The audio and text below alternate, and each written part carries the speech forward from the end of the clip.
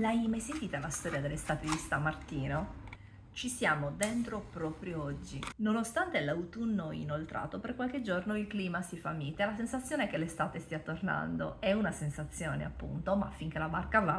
Il racconto geografico dice che San Martino, impietosito da un pover'uomo infreddolito, taglia in due il suo mantello e ne dà una porzione al mendicante. San Martino con il suo gesto cambia il mondo, il clima e la stagione, un racconto esemplare che aveva lo scopo di invogliare chi lo interiorizzava a cambiare il mondo con la condivisione. Martino, secondo la religione cristiana, ha tre strumenti: il mantello, il vino e l'oca.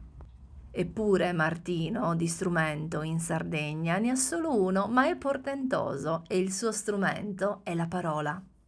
Meglio 12 parole della verità, subrebu più potente e versatile che la Sardegna conosca. Era preghiera esorcistica, in grado di mutare il tempo, apotropaiche di allontanamento degli spiriti notturni. La si recitava in comunità, al contrario, finanche in cerchio.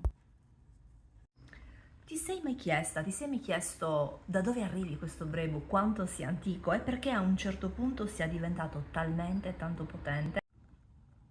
Ti racconto qualcosa sotto, ma se vuoi saperne di più, lasciami un commento e capirò. Sono Claudia Zedda, antropologa, scrittrice, etnobotanica. Seguimi, ti racconto una Sardegna che c'è, ma in pochi vedono.